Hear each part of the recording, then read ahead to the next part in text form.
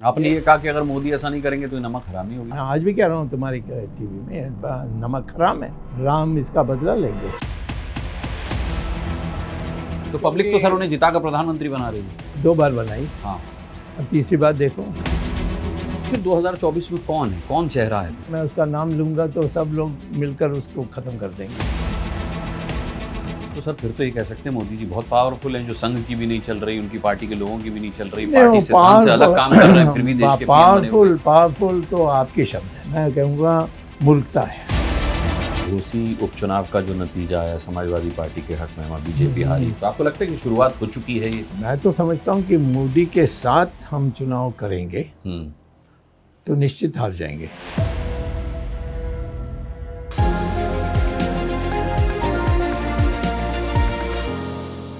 नमस्कार, मैं हूं आपके साथ अनुराग मुस्कान। द बिग बेंच के द बिग डायलॉग में आपका बहुत बहुत बहुत स्वागत है। देखिए, मैं बहुत ज़्यादा भूमिका नहीं बनाऊंगा, बल्कि मैं आपको सिर्फ ये बताऊंगा कि राजनीति में सुब्रमण्यम स्वामी साहब का नाम जब भी लिया जाता है तो हमें लगता है कि हमें उन्हें कंसीडर करना चाहिए कि वो आज के पॉलिटिकल सिनारियो में सबसे ज़्यादा ज्ञानी व्यक्ति हैं। और अब जब मैंने नाम ले ही लिया है तो मैं स्वागत करने में भी उनका देर नहीं करूंगा। स्वामी जी, बहुत बहुत स्वागत है आपका द बिग डायलॉग में। कैसे हैं आप? बहुत अच्छे हैं, थैंक यू। आप तो अच्छे हैं सर, लेकिन मोदी साहब की सेहत आप खराब करना चाहते हैं। मतलब मैं रात भर सो नहीं पाया सर। जब मुझे पता चला कि मुझे आपका इंटरव्यू करना है, मैंने सोचा मैं जल्दी से जाके स्वामी साहब से ये पूछ लूं कि भाई अपनी ही सरकार के खिलाफ आप सुप्रीम कोर्ट में जा रहे हैं चीन के मुद्दे पर। देखिए, हम लोगों को अभी तक लोकतंत्र का जो रूपरेखा है और उसके आयाम जो हैं हमने सीखा नहीं है। और ये जवाहरलाल नेहरू के समय से थोड़ा ऐसा बन गया है। आप इतिहास देखेंगे, जैसे इंग्लैंड में जब हिटलर का खतरा पैदा हो रहा था, तब उस समय की प्रधानमंत्री चैम्बरलेन, उन्होंने जाकर हिटलर से समझौता किया। उनका जो मंत्री था उसका नाम था विंस्टन चर्चिल जी। उसने खुलेआम विरोध किया कैबिनेट में होते हुए। मैं तो कैबिनेट में भी नहीं हूँ, परंतु आखिर में उसकी बात सही निकली कि हिटलर विरोधी है और उसको विरोधी के रूप में देखना चाहिए, और इसीलिए उसको प्रधानमंत्री बना दिया था। मैं यही कहता हूँ कि जब मैं मंत्री नहीं हूँ और मैंने ना मंत्री पद का कभी मांगा है, कहा है, और मोदी को पता है, उन्होंने 10 लोगों को कहा है कि जब मैं प्रधानमंत्री बनने के बाद मेरे साथ उनकी एक भेंट हुई थी। अच्छा। उसमें मैंने कहा, देखो तुम्हें कुछ काम देना है तो दो, नहीं तो मैं अपना काम बना लूँगा। उन्होंने 10 लोगों को कहा कि देखो ये इतना घमंडी है आपके लिए। हाँ, ये इसने मेरे आकर मेरे मुंह पर कहा कि काम देना तो दे, नहीं तो मैं अपना काम बना लूँगा। अच्छा। तो आज मैं समझता हूँ कि उन्होंने एक आतंक जरूर फैलाया है मोदी जी ने। हाँ, जिस कारण से लोग डरते हैं। आपके जो मतलब अंदर बीजेपी डरती है या बाहर देश के लोग? बीजेपी में सब लोग डरते हैं, मीडिया में तो सब डरते हैं। अच्छा, बीजेपी में आपने कहा सब डरते हैं, आप क्यों नहीं डरते? आप भी तो बीजेपी में। मैं तो पैदा हुआ जैसे ना कि मेरी माँ कहती थी कि कुछ आपके नस का कम है। अच्छा। जिस कारण से तुम्हें डर ही नहीं आता। तो इमरजेंसी में मैंने दिखा दिया। मैं तो पार्लियामेंट में आकर, यानी मेरी 18 केसेस इंदिरा गांधी ने डाली थी, इंटरपोल नोटिस भी कर दी। मैं विदेश से आया, पार्लियामेंट में गया, एक आधा 30 सेकंड के क्षणों के लिए मैंने एक भाषण भी दिए और चले गया, और ये पकड़ नहीं सके। तो लोग मुझे ये पूछते हैं कि तुम्हें डर नहीं आया? मेरा डर ही नहीं आया। तो मुझे डर किस बात पर? मैं तो हार्वर्ड में प्रोफेसर था। वर्ल्ड में मैंने ऐसे पेपर्स, जॉइंट पेपर्स मैंने नोबेल लॉरेट्स के साथ की थी जो कभी कोई सोच नहीं सकता कि वो जॉइंट आपके साथ रिसर्च करेंगे। वो सब छोड़ के मैं आया। आईआईटी में प्रोफेसर था, फुल प्रोफेसर था 30 साल की उम्र में, और फिर मिसेस इंदिरा गांधी के कहने पर मुझे निकाला गया जी।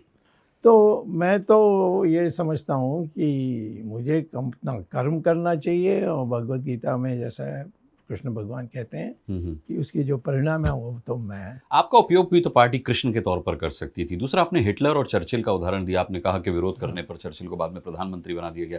कहीं ऐसी इच्छा तो नहीं है दिल में कहीं कि मैं प्रधानमंत्री बन जाऊं? तो अब बुराई नहीं है आपके मैं प्रधानमंत्री तो होने में। नहीं, मैं तो प्रारब्ध में विश्वास करता हूँ। मुझे बनना है तो कोई रोक नहीं सकता, और नहीं बनना है तो मैं कितना भी प्रयास। इच्छा है या नहीं है?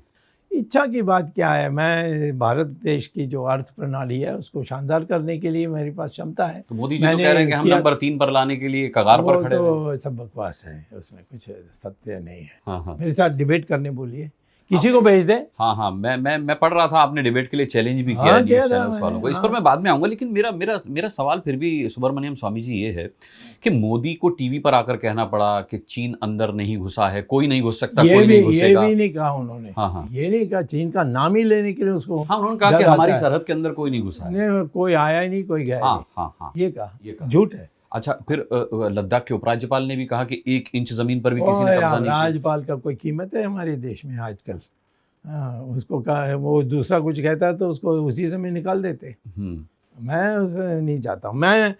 मेरे पास बहुत सालों से, क्योंकि मेरे पिताजी सिविल सर्वेंट्स में थे, मेरी ससुराल मैं ICS में थे, तो मेरा तो यहाँ की जो दिल्ली, और मैं स्कूल यहीं पढ़ा, दिल्ली पब्लिक स्कूल में, हिंदू कॉलेज में, तो दिल्ली का मैं सब जानता हूँ। और उसमें एक मेरे इतने परिचय हैं कि मैं किसी को भी फ़ोन करके मिलूँगा तो वो मुझे बता देते हैं, क्योंकि मैं सीक्रेट भी रख सकता हूँ, रहस्य रख सकता हूँ। तो वो सब ने मुझे कहा है कि 4060 स्क्वायर किलोमीटर्स जी लद्दाख का इन्होंने आकर ले ली है। और देपसांग जो एरिया थी बॉर्डर में, काराकोरम पास में, उसको पूरा ले लिया है। अभी इतना बड़ा संख्या में लिया है। अब पता नहीं, कल चुशुल में हमारी एयरपोर्ट है, एक बहुत शानदार एयरपोर्ट, उसको भी ले लेंगे, क्योंकि घेर के बैठे हैं। अच्छा, लेकिन ये आप सुनी सुनाई बात पर यकीन कर रहे हैं? नहीं, अब मोदी जी भी तो बोल ही रहे हैं कि नहीं घुसा कोई ना कोई गया है। झूठ बोलता है। नहीं तो फिर ये कैसे गारंटी है कि जो कह रहा है कब्जा कर लिया है वो झूठ नहीं बोल रहा? मैं क्योंकि मैं जब झूठ बोलता ही नहीं हूँ। नहीं, आप किसी के सुने पर ही तो ये बात कर रहे हैं। नहीं, किसी के सुने पर बात तो आप गए वहाँ पर, लोग वहाँ हैं, नहीं, मुझे जाने की क्या जरूरत है। जो लोग वहाँ गए हैं। दूसरा है, अनेक देशों ने सैटेलाइट से फोटो ली है। उस फोटो अवेलेबल हैं सबके लिए। उसमें मैं तो सब मिला करके ही फैसला किया। मैंने आज तक, देखिए, मैंने सोनिया गांधी ऊपर केस कर दी, कोई जो कह सके तुमने सुनी बात की थी, जो सबसे बड़ी रहस्य थी उसको मैंने निकाल के आज बेल पर है। लेकिन ये पॉसिबल कैसे हुआ? तेजस से निगरानी हो रही है, राफेल से निगरानी हो रही है सरहद की, इतना डिप्लॉयमेंट कभी देखा नहीं गया। तो मुझे आपकी बात में सच्चाई भी नजर आती है कि इतनी सैन्य कार्रवाई वहाँ पर क्यों हो रही है? क्या है कि ये राफेल से लिया, इन्होंने रिश्वत लिया है। अब मैं नहीं कह सकता है, आखिर मैं पार्टी के अंदर हूँ तो एक मर्यादा है। सिर्फ नीति पर मैं बोल रहा हूँ। मैं मोदी ने कौन से गंदे काम किए हैं मैंने कभी नहीं बोला है। अच्छा, किए उन्होंने गंदे काम? ऑफ कोर्स ही किया है। ये तो आप बड़ी बात कह रहे हैं। मैं कह रहा हूँ, बोलूँगा नहीं। और ऐसा नहीं है कि सिर्फ मैं जानता हूँ, बहुत लोग जानते हैं। पार्टी में सभी जानते होंगे? पार्टी में सभी नहीं जानते हैं, बट जिनको जानना चाहिए वो जानते हैं। तो मैं ये कहता हूँ कि इसको नहीं ले, क्योंकि मैं तो समझता हूँ कि ये जो पर्सनल बातें हैं ये मैं पार्टी में रहकर नहीं कहूँगा, मैं सिर्फ नीति की बात करूँगा। अच्छा, लेकिन एक बात मेरी समझ में नहीं आई स्वामी सर, कि आप इतना ब्लंट बोलते हैं, इतना, उसके बाद भी पार्टी आप पर कोई कार्रवाई नहीं करती, मोदी जी आप पर कोई एक्शन नहीं लेते। इसकी क्या वजह है? मतलब इतना क्यों सहते हैं वो आपको? उन्हीं से पूछिए। नहीं, ये तो राज की बात आप ही बताइए। मैंने कोई यानी सोच कर ये सब किया कि ये करने वाले नहीं है इसीलिए मैं करूँगा, ऐसा कोई, मैं तो नहीं। मैंने जो समझता हूँ कि पब्लिक को जानना चाहिए वो मैंने बोला है। अब वो कार्रवाई करें ना करें, परंतु अनुमान हो सकता है कि मैं पार्टी के बाहर और भी खतरनाक होऊंगा। तो आप पार्टी में क्यों हैं फिर, जब आप मतलब ये तो दम पार्टी के घुटने वाला। सिद्धांत के नहीं, कोई घुटना मेरा अच्छा। नहीं है। घुटना तब आएगी जब मुझे पद के लिए मुझे आशा है और नहीं मिल रही है, तो मुझे गुस्सा में मैं चले जाऊं हाँ। कहीं और जाकर। मैं तो 6 बार पार्लियामेंट में रहा हूँ, जी। पार्लियामेंट का मेंबर रहा हूँ, 2 बार मिनिस्टर रहा हूँ चंद्रशेखर टाइम में, ये नरसिम्हा राव के टाइम में। तो इसीलिए मैं ये कहता हूँ कि मुझे इसमें कोई ऐसी बात के लिए मुझे डर हो नहीं सकती, क्योंकि मैं तो कुछ चाहता नहीं हूँ। दोगे तो ले लूँगा और शानदार बना दूंगा। जैसे मैंने चंद्रशेखर के टाइम में, हम तो बिल्कुल दिवालापन निकलने वाला था, तब मैंने उसको। मुझे लगता है आपको बड़ी जिम्मेदारी मिलनी चाहिए। मोदी जी को क्यों नहीं लगता सर? आप तो उनको बहुत पहले से जानते हैं, सालों से जानते हैं। मोदी जी का चरित्र है कि वो ईर्ष्या में डूबे हैं। अच्छा। हाँ, वो डरते हैं कि मैं आऊँगा तो फिर। तो मतलब राहुल गांधी ठीक कहते हैं कि मोदी डरते हैं? किससे? उनकी पार्टी से, उनके अलायंस से? उनसे पार्टी से मोदी नहीं डरता। अच्छा, कांग्रेस से नहीं डरते? बिल्कुल नहीं, वो तो उनके पॉकेट में है कांग्रेस, मैं बता रहा हूँ। तो मतलब ये कुछ नहीं कर सकता। ये जो माँ बेटे हैं, हाँ हाँ, ये कभी मोदी के विरुद्ध में नहीं जा। तो अब माँ बेटे अलग कहाँ रहे सर? अब तो इंडिया हो गए वो। इसीलिए हमने भारत बना दी। अब भारत में नहीं है। तो ये क्या विपक्ष का इल्जाम सही है कि मोदी जी को अब इंडिया से, यानी उनके अलायंस से इतना डर लगने लगा है कि वो अब भारत का प्रधानमंत्री कराना पसंद करते हैं? डर है पब्लिक से। तो पब्लिक तो सर उन्हें जिता कर प्रधानमंत्री बना रही है। 2 बार बनाई। हाँ हाँ। अब तीसरी बार देखो। नहीं, क्या हुआ तीसरी बार सर? ये बड़ा इंटरेस्टिंग आप मैं एंगल दे कहता रहे हैं। हूँ कि आज पब्लिक का हमारे देश में संयम बहुत होती है। अब संयम का सीमा भी है, वो लगभग पार हो गई। बेरोजगारी, मुद्रास्फीति, ये सारी चीज़ों से लोग तंग आए हुए हैं। अभी ये जो इन्होंने किया, जब आप लोगों ने बड़ी जय जयकार की ये टीवी में। हमने नहीं की सर। टीवी वालों जय जयकार करने वाली बात पे करेंगे, हर बात पे वो। परंतु मैं ये 3 दिन के बाद जब बाहर निकला, तो मुझे मिल गए लोग तराई में बैठकर सब्जी बेचने वाले। तो वो उन्होंने कहा कि 3 दिन में हमारी इतनी नुकसान हुई है, ये G20 के चक्कर में। हाँ। तो मैंने कहा, तो उनके सारे जो चमचे लोग हैं वो ट्विटर में तो गाली देते हैं। हाँ। परंतु अमेरिका का एक ब्लूम्सबर्ग, उसने पूरा सर्वे निकाल के दिखा दिया कि कितना नुकसान हुआ है। सिर्फ दिल्ली का नहीं होगा, क्योंकि ट्रेन आकर सामान लाती है, वो भी नहीं आ सकी। तो समिट हुआ है तो सिक्योरिटी रीजंस की वजह से ये सब चीजें तो होनी थी। तो मत करो ना, ये ऐसी कौन सी जरूरत है कि आपको ऐसी सिक्योरिटी। आप बताओ, अंतर्राष्ट्रीय मंच पर कितना अच्छा संदेश गया? नहीं मिला है, ये तो तुम्हारी अखबार वालों की। अच्छा, शी जिनपिंग नहीं आए, इससे मैसेज नहीं गया कि हमने चीन को दरकिनार कर दिया, कॉर्नर कर दिया? वो खुद नहीं आने चाहता था, तुमने जाकर हाथ जोड़कर कहा आ जाओ। अच्छा, ऐसा? हाँ, इन्होंने तो झूला झुलाया था, तो फिर क्यों आने से इनकार कर दिया? पूछो मोदी से। 18 मीटिंग आपने अकेला उसके साथ की, जिसका कोई रिकॉर्ड नहीं है। क्या आपने सौदा किया? हमें तो पता होना चाहिए ना। अब इसीलिए वो कहते हैं कि कोई आए नहीं। क्यों कहते हैं? आज भी नहीं कहते हैं कि चाइना आकर हमारी ज़मीन ली है। क्यों नहीं कहते हैं? कौन सी डर है उनको? तुमसे डरते नहीं हैं, पत्रकार से डरते नहीं हैं, तो वो ये चाइना से क्यों डरते हैं? तो कुछ होगा ना। और आखिर में जो भी रेजोल्यूशन आई वो रशिया का पक्ष में गया। रशिया से क्यों इतने डरते हैं?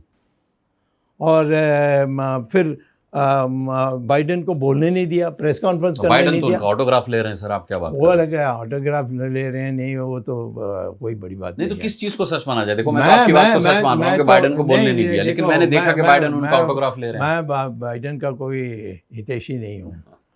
मैं कह रहा हूँ कि बाइडेन ने क्या किया, इसके बाद 1 दिन पहले चले गए और पहुँचे वियतनाम। वहाँ प्रेस कॉन्फ्रेंस करके क्या, मुझे इंडिया में प्रेस कॉन्फ्रेंस करने नहीं दिया। इसीलिए मैं बता रहा हूँ। मैंने कहा था मोदी को कि तुम्हारे ये जो डेमोक्रेसी की जो खतरा है, लोकतंत्र की, उसके लिए आपको कुछ सोचना चाहिए। आपने कई लोगों को ऐसे बंद कर दी जेल में। ये सब उसने वहाँ कहा है, तो आप लोग छापते नहीं तो मैं क्या करूँ? नहीं छपा है सर, हमको ये बात भी पता है और ये टीवी पर भी दिखाई तो गई, फिर ऐसा क्यों नहीं है। वहाँ मैं तो सिर्फ ये कह रहा हूँ कि फिर बाइडेन ने ऑटोग्राफ क्यों लिया मोदी का? ऑटोग्राफ लिया, मैं क्या लिया, मैंने देखा नहीं उसका कोई खबर देखिए भी है कि अरे ट्रूडो को कनाडियन पीएम को वो अमेरिका का लोग का गला लगा देंगे, सबका चुका करेंगे, उससे कुछ होता नहीं है। वो जो बातों में जो कहते हैं उसको देखना चाहिए। उन्होंने साफ कहा है कि यहाँ डेमोक्रेसी की खतरा है, ऐसी बातें कहा, कहाँ का, वहाँ का। और वो जब पूछा गया कि वहाँ क्यों नहीं कहे, तो क्या वहाँ बोलने नहीं दिया मुझे। तो मतलब आपके हिसाब से सर G20 समिट इंडिया के हिसाब से फेल है, भारत है। 5,000 करोड़ रुपए हमने खर्च की, ये इसके लिए आवश्यक नहीं था। दिल्ली का कितना सौंदर्यीकरण भी तो हो गया सर, दिल्ली एनसीआर का। ये सौंदर्यीकरण तो मैंने पहले भी देखा, मोहम्मद बिन तुगलक का, और फिर क्या हाल हुआ उसका। आप मोदी को हिटलर भी कह चुके हैं, तुगलक भी कह हिटलर चुके हैं। सब कुछ कह सकता हूँ, हिटलर नहीं कहा मैंने कभी। हाँ।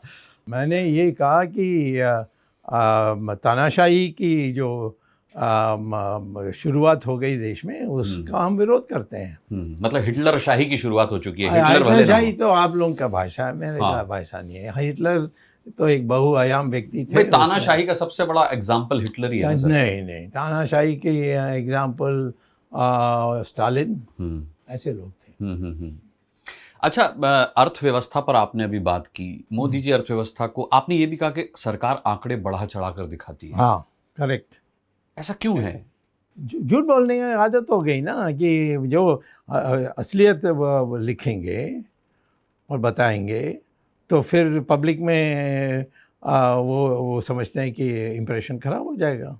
आप जो बातें कर रहे हैं वही बातें विपक्ष करता है, तो विपक्ष की बात हंसी में क्यों उड़ा दी जाती है? कांग्रेस तो मेरी नकल करती है, मैं क्या करूं?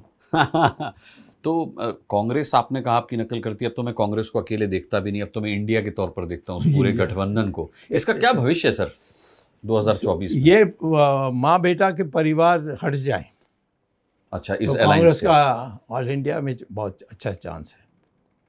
तो ये तो पॉसिबल ही नहीं है सर। ये पॉसिबल नहीं है कि ये तो छोड़ेंगे नहीं। हाँ। और इनका ग्रिप है, बट धीरे धीरे हो जाएगा। क्योंकि वो लोग कहते थे कि नेहरू के बाद इंदिरा के बाद राजीव के बाद राजीव का कुत्ता, ऐसा कहते थे मजाक में। हाँ, वो ऐसा नहीं हुआ ना, फिर कांग्रेस हारने लग गई।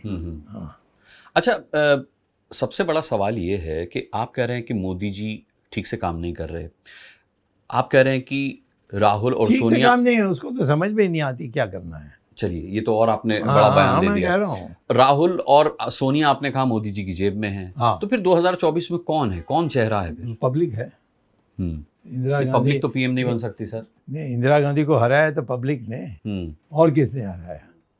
और एक सीट भी नहीं। सारा उत्तर भारत में पढ़े लिखे लोग, दक्षिण में सब इंदिरा को वोट दी।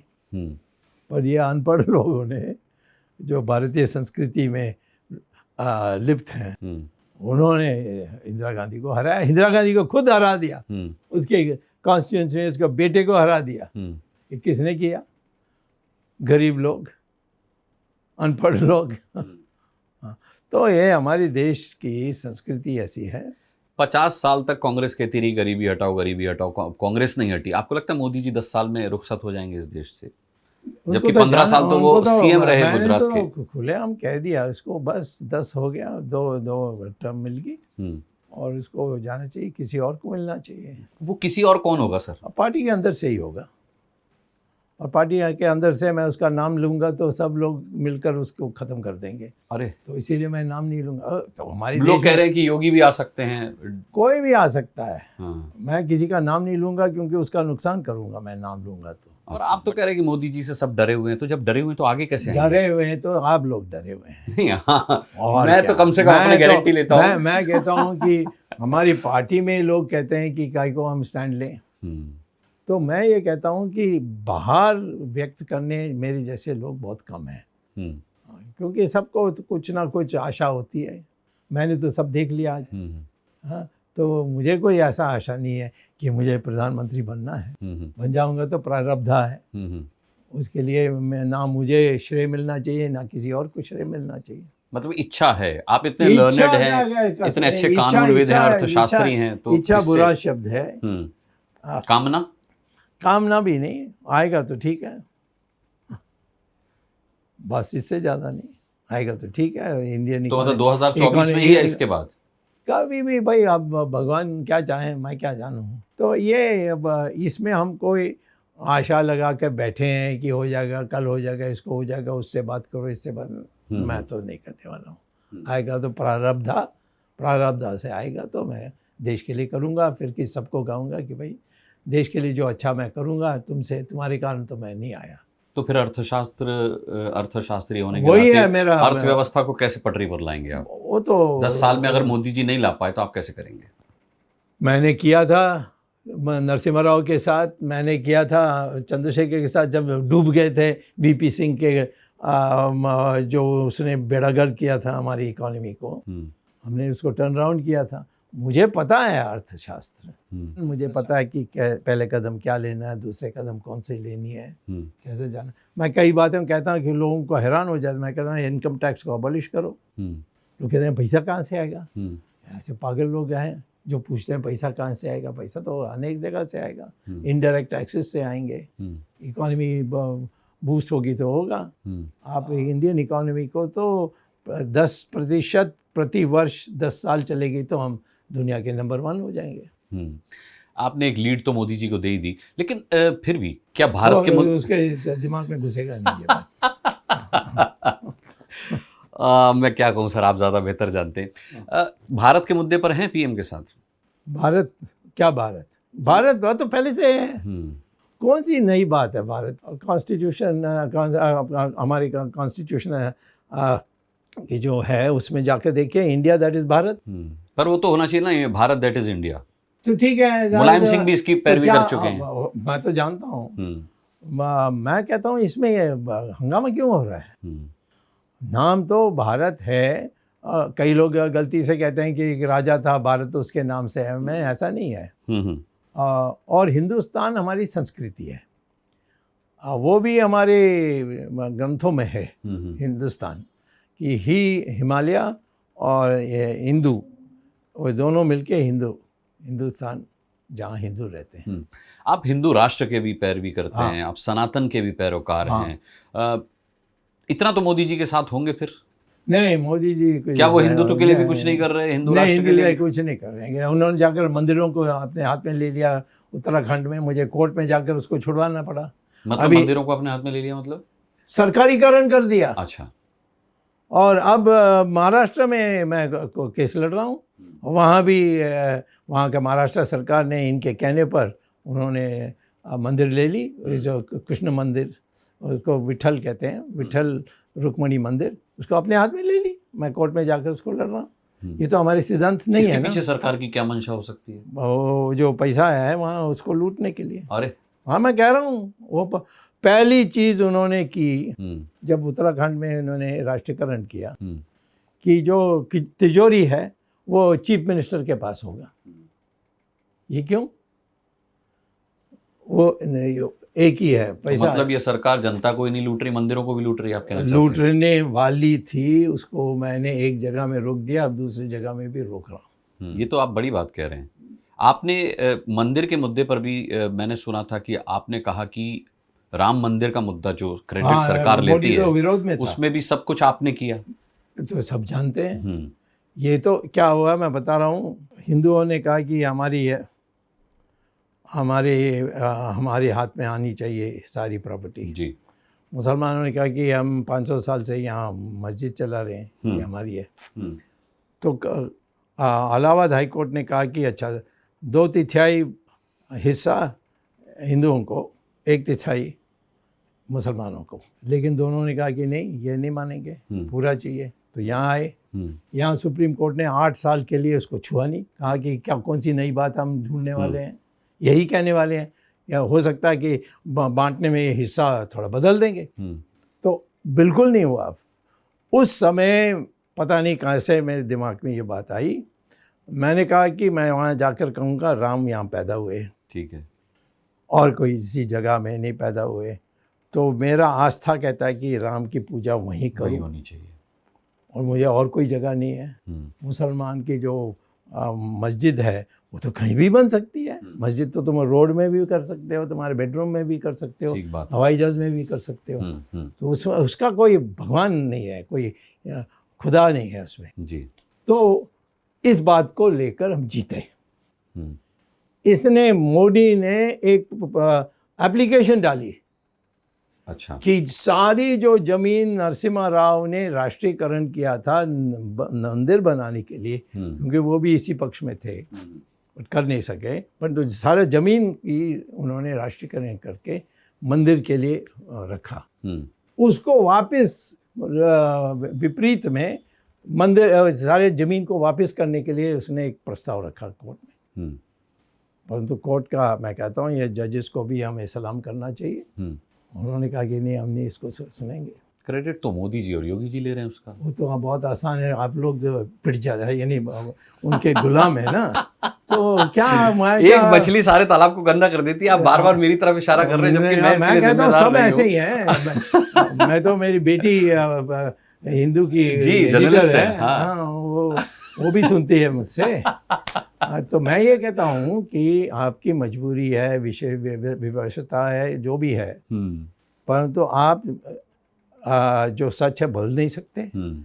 आप किसी को हिम्मत नहीं है। तो मैंने कभी नहीं कहा कि मुझे क्यों कहना है, वो भगवान की कृपा से मैं बन गया वो दूत जो कहा कि हाँ राम वहाँ पैदा हुए। वही अब मैं कृष्ण भगवान के लिए भी कह रहा हूँ, वही मैं काशी विश्वनाथ के लिए भी कह रहा हूँ कि ज्योतिर्लिंग तो वहीं बनी, शिवा ने खुद बना गाड़ के रखी। तो इसीलिए मैं राम मंदिर के लिए इसने चोरी की है। पहले विरोध कर रहे थे, इसको टाल रहे थे। हो सकता है वो सोच रहे थे कि मैं 50 साल के लिए रहूँगा प्राइम मिनिस्टर, तो आखिर में तो कह रहे कि कपिल सिब्बल टाल रहे थे मामले को। वो तो हमारे साथ नहीं है ना, वो तो दूसरे पक्ष के थे। नहीं, वही टाल रहे थे, वही इसकी केस को आगे खींच रहे थे। नहीं, खींचने से क्या हुआ? आप कह रहे हैं कि सरकार खींच रही थी, मोदी जी खींच रहे, वो भी खींच रहे थे। और मैं कहता हूँ कि ये जो 5 जजेस थे उन्होंने अपना वास्तव में हिंदुत्व दिखाई और उन्होंने मामला को रुकवाया, ज़्यादा नहीं बढ़ने दिया। इसकी जो पिटीशन थी उसको छुआ नहीं। अच्छा। फिर ये भाग के जाकर गाड़ दी अपना वो शिलान्यास रख दिया उन्होंने। नहीं शिलान्यास, और एक दिन उसको उखाड़ के फेंकेंगे जी। इसीलिए मैं कहता हूँ आप बहुत डेरेंगे। सरकार में रह करके, आपको पार्टी में रह करके आप कह रहे हैं इसको हम उखाड़ के फेंकेंगे। ये पार्टी मोदी का नहीं है, ये पार्टी कार्यकर्ताओं का है, ये पार्टी सिद्धांत का है। इसीलिए मैं आया। मैं राजीव गांधी का दोस्त था, वो कितना कहा मुझसे, कितने यहाँ आजकल जो स्थानीय यानी रीजनल लेवल में जो प्रांतों में जो नेता हैं, मुझे कहते हैं हम आ जाओ हमारे साथ, हम ये कर देंगे वो कर देंगे। मैंने कहा कि सिद्धांत तो एक ही पार्टी का है, बीजेपी। वाजपेयी होने तो मैंने कहा नहीं जाऊंगा, ये थर्ड रेट आदमी है, इसके साथ मैं नहीं काम कर सकता। ओके, तो मैं जनता पार्टी में रहा, परंतु कैलाश मानसरोवर खुलवाना मैंने किया, इन्होंने किसी ने नहीं किया। मैंने जाकर चाइना से बात करके रास्ता खुलवाया। तो सिद्धांत के लिए मैं बीजेपी में हूँ। बीजेपी निकाल दें तो मतलब मोदी जी खुद ही बीजेपी का सिद्धांत फॉलो नहीं कर रहे क्या? नहीं, बिल्कुल नहीं। वो तो हिंदू। तो फिर आरएसएस क्या कर रहा है? आरएसएस को क्यों, उसका कोई पुलिसमैन है आरएसएस की, वो कुछ करना चाहिए। नहीं, एक आरएसएस ने तुम्हारे चुनाव के टाइम में अपने जो स्वयंसेवक हैं उनको छूट दिया कि भाई जाके तुम किसी के लिए भी काम करो। अच्छा। और जाकर बैठते बूथ में, पैसा नहीं लेते। तो ऐसा, तो सर फिर तो ये कह सकते हैं मोदी जी बहुत पावरफुल हैं, जो संघ की भी नहीं चल रही, उनकी पार्टी के लोगों की भी नहीं चल रही, पार्टी सिद्धांत से अलग काम कर रहे हैं, फिर भी देश के पीएम बने हुए। पावरफुल तो आपके शब्द है, मैं कहूँगा मूर्खता है। उसको पता नहीं है कि कल आरएसएस तय करेगी तो ये कहीं भी नहीं आएगा।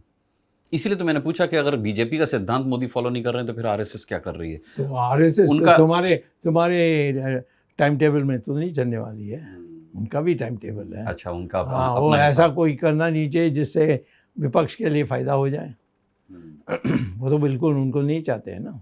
कौन चाहते? राम सेतु को भी आप मैंने राष्ट्रीय धरोहर उस पर वाजपेयी ने ये सिद्धांत बनाई थी, जेटली उस समय शिपिंग मिनिस्टर था, के साथ बनाई डीएमके को खुश करने के लिए कि हम एक नहर बनाएंगे जो राम सेतु को काट के जाएगी, नहीं तो अभी घूम के जाना होता है। अच्छा।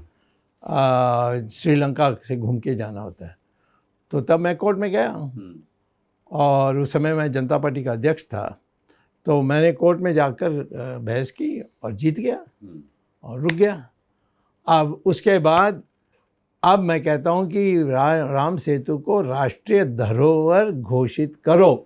आपने ये कहा कि अगर मोदी ऐसा नहीं करेंगे तो नमक हरामी होगी, मतलब इतना नमक हराम है। मैं आज भी कह रहा हूँ तुम्हारी टीवी में, नमक हराम है। राम इसका बदला लेंगे, कहीं ना कहीं तो उसको सजा मिलेगी, देखो एक दिन। तो ऐसा क्यों नहीं कर रहे वो?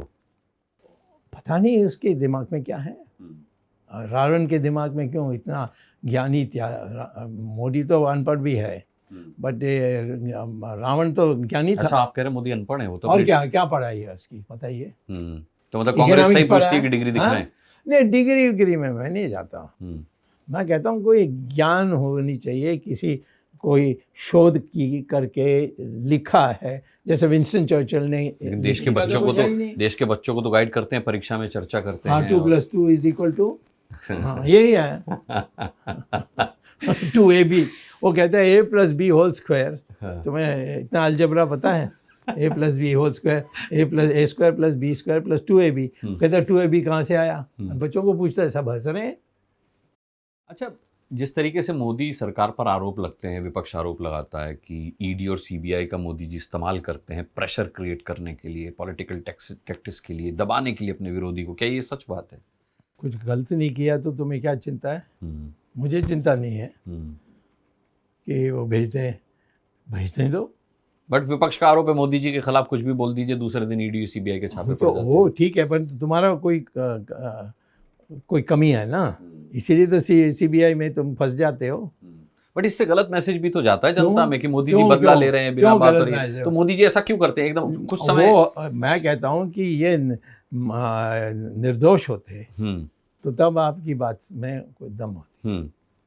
जब वो दोषी हैं, उन्होंने पैसा क्यों बनाया है, उन्होंने उल्लंघन किया है कानून का या विधि का, तो ये सारी बातें होते समय आज तक किसी ने नहीं किया। और ये आया क्योंकि तुम उसके खिलाफ थे इसीलिए किया। अरे तुमने तो उसके लिए मौका बना के दिया है, नहीं तो नहीं कर सकते थे। तो ये है, तो मैं मोदी को इसमें दोष नहीं दूंगा। चलिए, यहाँ इस जगह पर आपने मोदी जी को जो नहीं मैं कह रहा हूँ नहीं इसके ये मोदी का ये सवाल नहीं है, सवाल है इन लोगों का। मैंने सोनिया गांधी को जेल भेज सकता था, जैसे चिदम्बरम को 106 दिन के लिए जेल भेजा था हमने, इसको भी कर सकते थे, परंतु हमने कहा कि इसका अपराध ऐसा है कि इसमें बेल में हो तो ठीक ही है, क्योंकि ये तो एक नेशनल हेराल्ड का कब्जा किया इन्होंने जी, उसका सवाल था। राज्यों पर भी आपने ये कहा टिप्पणी करते हुए कि सरकार राज्यों में भी फेल है। मणिपुर का आपने जिक्र किया और आपने बहुत बड़ा बयान दिया था मणिपुर को लेकर। मुझे याद है कि अमित शाह को गृह मंत्रालय की जगह खेल मंत्रालय दे देना चाहिए, ऐसा मछली पकड़ने का काम। नहीं तो ऐसा क्यों? नहीं भैया, आखिर में वहाँ तो जो हिंदू लोग हैं वो पहले 70-80% होते थे, फिर बाहर में से आए लोग, बर्मा म्यांमार जिसको कहते हैं, वो सब तो हमारे साथ नहीं है, वो तो चाइना के इसमें प्रभावित हैं। ये हैं हमारे साथ। अब इनके साथ गलत होती है तब कोई प्रचार नहीं करते। इन्होंने कोई एक जगह में लफंगर ने गलत काम किया तो उसको उछालते हैं। तो मैं कहता हूँ कि एक संतुलन होनी चाहिए। लेकिन सरकार क्यों कुल्हाड़ी पे पैर मारेगी?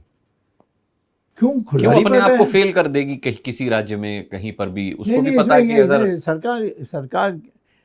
सरकार को जो करना चाहिए था उसमें तो कोई अपनी हित देखना नहीं चाहिए। आप वहाँ आग लग गई तो जाकर उसको बुझाना चाहिए। तो सरकार तो कह रही है उसके बाद कुछ नहीं, सब शांत है, मुख्यमंत्री का भी इस्तीफा नहीं लिया वो गया। तो नहीं, वो अलग बात है कि लेना चाहिए नहीं लेना, तो मैं उसमें नहीं जा रहा हूँ। मैं तो ये कहता हूँ कि आज शांत है तो हर चीज़ में शांत होते हैं, हिंदू मुस्लिम में भी शांत है। कितनी मारकाट हुई थी 1947 में, फिर ठंडा हो गई। तो इसके माने कि ये नहीं कि भाई जो भी कुछ होता है उसके लिए आप इंतज़ार करके बैठे रहो कि फिर शांति आ जाएगी, फिर ऑटोमेटिकली हो जाएगी, हमें कुछ नहीं करना, फिर तुम काहे को सरकार में हो। सरकार का काम है कि ये सारी चीज़ों को पहले से इंटेलिजेंस से पता करके रोकना चाहिए। ये तो कितने लोग मर जाते हैं, कितने लोग बेइज्जती हो जाते हैं। तो जो आप समझाना चाह रहे हैं, क्या आपको लगता है जनता वही समझ रही है? घोसी उपचुनाव का जो नतीजा आया समाजवादी पार्टी के हक में, वहाँ बीजेपी हारी है, तो आपको लगता है कि शुरुआत हो चुकी है ये? नहीं, मैं तो समझता हूँ कि मोदी के साथ हम चुनाव करेंगे तो निश्चित हार जाएंगे। मोदी के बिना हम ये कहकर कि भाई जो हमारी हिंदुत्व का जो सिद्धांत है उसको हम पूरा नहीं कर सके, अब जो नया प्रधानमंत्री की हम उम्मीदवार खड़ा कर रहे हैं वो करेगा तो लोग बिल्कुल साथ आएंगे, बीजेपी के साथ आएंगे। मतलब मोदी के नाम पर लोग बीजेपी के साथ नहीं है, मोदी के बिना जैसे आप कह रहे हैं कांग्रेस में जब तक राहुल और सोनिया हैं कांग्रेस का कोई भविष्य नहीं है, तो ऐसा ही अब बीजेपी के साथ हो गया कि बीजेपी में जब तक मोदी है बीजेपी का ऐसे ही नहीं हो गया, क्योंकि उनका पकड़ तो बहुत पक्का है मोदी जी का, नहीं सोनिया और राहुल का कांग्रेस पर, उनके बिना तो कांग्रेस की कल्पना ही अधूरी है। यहाँ तो कार्यकर्ता नेता सब भरे हुए हैं, कोई समस्या नहीं है, क्योंकि किसी का परिवार का नहीं है ये तो स्वयंसेवकों का है। लेकिन बड़ी शिकायत रही कि अडानी हिंडनबर्ग केस पर मोदी जी ने इतना सवाल पूछे जाने के बाद भी कोई जवाब नहीं दिया। इस केस के बारे में कुछ समझा सकते हैं आप, क्योंकि जनता अभी भी कंफ्यूज है कि ये मामला क्या था, मोदी जी बोले क्यों नहीं? नहीं, इसमें ये सब काम तो मोदी को करना है और मैं अडानी का नाम लूँगा तो फिर सबका नाम लेना पड़ेगा। आप कहते हैं अडानी का नाम लिया, इसका नाम क्यों नहीं लिया? आप लोग इसमें पड़ जाएंगे। नहीं बिल्कुल नहीं पड़ेंगे सर। आज तो पड़ेगा, मैं जानता हूँ। आप बड़ी अच्छी बातें करते हैं, जब भी कोई विपक्ष में होता है तो वो ऐसे ही बातें करता है। आप तो खैर विपक्ष में भी नहीं है, लेकिन अगर आप प्रधानमंत्री बने तो क्या इतना ही आसान होगा देश को चलाना जितना आप? मैं तो कहता हूँ मुझे ऐसे पद में बिठाएंगे, अब प्रधानमंत्री है, वित्त मंत्री है, इसमें मैं नहीं जा रहा हूँ, ऐसे पद में बैठाओगे जहाँ मैं नीति बना सकता हूँ तो मैं हिंदुस्तान की जो भुखमरी, बेरोज़गारी, ये सब 10 साल में हटा दूँगा, और जो आज जो मध्यम वर्ग की जो पछता रहे हैं, पसीना निकल रही है, वो सब ख़त्म कर दूँगा 1 साल में। और मैंने थोड़े दिन के लिए मैं मिनिस्टर था तो मैंने करके भी दिखाया कि क्या क्या हो सकता है। सारा जो सोशलिज्म है हमने उसको रद्द कर दी नरसिम्हा राव के साथ। तो कितना, पहले तो 3.5% में चलते थे, उसको हिंदू रेट ऑफ ग्रोथ मजाक में लोग कहते थे, 8% तक पहुंच गए। मैं तो कम समझता हूँ कि 10% पर ईयर 10 साल के लिए करोगे, इस देश की गरीबी खत्म हो जाएगी। अच्छा, आपको नहीं लगता कि आप इतने स्पष्टवादी हैं लेकिन बावजूद उसके कई बार आपकी स्थिति बहुत असमंजस वाली सिचुएशन में फंस जाती है? जैसे कि राम मंदिर के मुद्दे पर आप कपिल सिब्बल के खिलाफ थे, आप नेशनल तो वकील थे, नेशनल, हाँ तभी वकालत के उससे कह रहा हूँ, अब तो वो आपकी पैरवी करने वाले हैं, बग्गा ने आपके ऊपर केस किया हुआ है। तो मतलब ये असमंजस की स्थिति है, या तो वो वापस चाह रहे हैं कि आपको कांग्रेस में, या मतलब वो तो खुद ही कांग्रेस से नाखुश हैं? नहीं, मैं तो बीजेपी मुझे निकाल देगी तो फिर मैं दूसरी पार्टी का सोच सकता हूँ, या मैं फिर दोबारा जनता पार्टी, नहीं मैं बस नया जनता पार्टी बना दूंगा और फिर गठबंधन कर लूँगा। गठबंधन करने के इंडिया में जाएंगे? हाँ, इंडिया क्या, मैं क्यों जाऊँ किसी में, मैं जब उनके पास ऐसा नेता नहीं है सर कोई? नहीं, वो पहले उनका छुट्टी करिए, राहुल सोनिया, हाँ, जिनको मैंने जेल भेजने के लिए रास्ता बनाई है, वो रहते हुए मैं कैसे जाऊंगा? चिदम्बरम महाचोर, आप छुट्टी कर सकते हैं, आप चले जाएंगे अपने आप छुट्टी हो जाएगी? नहीं, हम जा भी नहीं सकेंगे, जाऊंगा भी नहीं, जब मैं इसके लिए लड़ने के लिए तैयार नहीं हूँ। मैं जनता पार्टी बनाऊंगा और गठबंधन करूंगा 4-5 पार्टी के साथ। तो आप मतलब इंतजार कर रहे हैं कि बीजेपी आपको पार्टी से निकाले तब आप ये काम करें? तो फिर देश का नुकसान क्यों कर रहे हैं सर? आपको आना चाहिए ना एक्टिव पॉलिटिक्स में, क्यों नहीं आते आप? सब देखिए, जो बातें मैं कहता नहीं हूँ और कहूँगा नहीं, उसको आप मेरे मुंह में डालने के लिए प्रयास कर रहे हो। नहीं बिल्कुल मैं अगर ये निकालेंगे नहीं और आप जाएंगे नहीं तो फिर देश को वो लाभ कैसे मिलेगा जो आपके जरिए से मिल सकता है? वो तो देश को सोचना चाहिए, देश को स्पष्ट करना चाहिए कि हमें स्वामी चाहिए, तो फिर दूसरी बात हो जाएगी। मैं वही सोच रहा हूँ कि इतने कद्दावर आप हैं, आपके जैसा अर्थशास्त्री, इससे पहले मैंने ऐसा अर्थशास्त्री मनमोहन सिंह जी में देखा, आप इतने अच्छे कानूनविद हैं, आपको अब तक जो आप डिजर्व करते थे वो ड्यू क्यों नहीं मिला? किसने रोका आपका रास्ता और आपने रोकने क्यों दिया? ये मैं इस पर क्यों सोचूं, ये तो प्रारब्ध है। अगर मोदी हो सकता है कि मैं इसके मिनिस्टर होते तो ये 2 दिन में मुझे निकाल देता। अच्छा। और ये लोग कहते हैं स्वामी तो किसी के साथ नहीं रह सकते, इधर भी झगड़ा उधर भी झगड़ा। हाँ, वैसे स्वामी चाहता क्या है, मतलब लोग मैं तो कभी झगड़ा से किसी से बाहर नहीं, नरसिम्हा राव के साथ झगड़ा नहीं हुआ और राजीव गांधी के साथ नहीं हुआ, चंद्रशेखर के साथ नहीं हुआ। तो ये कहाँ से ये आ गया कि स्वामी किसी के साथ नहीं है, वो अकेला ही है।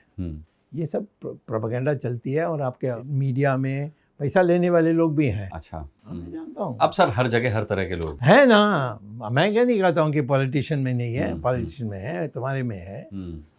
और तुम ऐसे लिखते हो, मैं तुम्हारी बारे सोचता ऐसा तो मैं इंटरव्यू भी नहीं देता। ये तो इसके लिए तो मैं आपका बहुत बहुत शुक्रिया करता हूँ सर। आप हमेशा इस पूरे इंटरव्यू में जनता की बात कर रहे हैं। मैं बहुत समय आपका ले चुका, मैं जानता हूँ आप बहुत व्यस्त हैं और आपने इतने सारे केसेस कर रखे हैं तो आपको तैयारी भी करनी है। मैं अंत में आपसे बस यही चाहूँगा कि जिस जनता की आप बात कर रहे हैं, जिसका आप हवाला दे रहे हैं, उससे कुछ कहना चाहते हैं आप?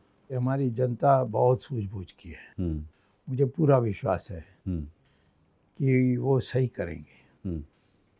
उसी जनता को, लेकिन मोदी के सिवा 2024 में कोई चेहरा दिख नहीं रहा सर, आप भी सामने नहीं आ रहे। दिखता नहीं है। नहीं ऐसा नहीं है, मतलब मैं तो आपसे पूछ रहा था, आपने भी नहीं बताया। मैं क्यों बताऊं? फिर तुम लोग उसके पीछे पड़ जाओगे। मैं कहूँगा कि लाल बहादुर शास्त्री के बारे में किसी ने कहा कि वो बनेगा प्रधानमंत्री, नहीं। नरसिम्हा राव को तो कोई सोच ही नहीं सकता। मेरे सामने राजीव गांधी ने उसको कहा, नरसिम्हा राव को, नरसिम्हा राव तुम्हारे 3 हार्ट अटैक्स हो गए हैं, अब तुम घर जाओ और आराम करो, मैं तुम्हारे लिए सारा व्यवस्था कर दूंगा। ये मेरे सामने। अच्छा। और वहाँ पहुँचा, ये इसकी हत्या हो गई और उसको लेना पड़ा और वो उसकी स्वास्थ्य भी सुधरने लगी और चमका। और वो सर यूपीए के, कांग्रेस की तरफ से, कांग्रेस लेड यूपीए के आखिरी ऐसे प्रधानमंत्री थे जिन्होंने अपना 5 साल का टेन्योर पूरा किया। और मेरे जैसे व्यक्ति जो जनता पार्टी राजीव गांधी ने कहा था आराम करो जाके, हाँ आराम, और मुझे उसने मिनिस्टर रैंक पोजीशन दिया, पर जनता पार्टी, मैंने कहा मैं गठबंधन नहीं करूँगा, कुछ नहीं करूँगा, करना है तो मैं काम करके दे दूँगा। वो जो WTO ये सारी चीज़ें के लिए करना था वो सब मैंने उसको करके दिया। और राम मंदिर में भी उसको मदद की। जी चलिए स्वामी जी, मतलब मैं बहुत सौभाग्यशाली मानता हूँ आपको कि मैंने आपसे हर सवाल पूछा और आपने बेबाकी से जवाब दिया, आप जिसके लिए जाने जाते हैं। हम आपके राजनीतिक भविष्य की, बहुत उज्जवल भविष्य की कामना करते हैं और इन्हीं शुभकामनाओं के साथ आपका बहुत बहुत धन्यवाद करते हैं समय जी। नहीं बिल्कुल, सारी आवाज़ वही जाती है सर, वातावरण में जाती है और ऊपर वाला ही सुनता है, मेरी भी आवाज़, आपकी भी आवाज़। बहुत बहुत धन्यवाद द बिग बेंच को टाइम देने के लिए। तो द बिग डायलॉग में आज हमारे मेहमान सुब्रमण्यम स्वामी थे और मुझे लगता है कि स्वामी साहब के बॉम्ब्लास्टिक इंटरव्यूज़ में से ये भी एक बहुत बॉम्ब्लास्टिक इंटरव्यू रहने वाला है। बहुत कुछ आगे आने वाला है स्वामी साहब के हवाले से भी और द बिग डायलॉग के हवाले से भी। आप द बिग बेंच देखते रहिए। बहुत बहुत धन्यवाद। बहुत जल्द द बिग डायलॉग में एक नए मेहमान के साथ फिर हाजिर होंगे। तब तक के लिए इजाज़त, आज्ञा, नमस्कार।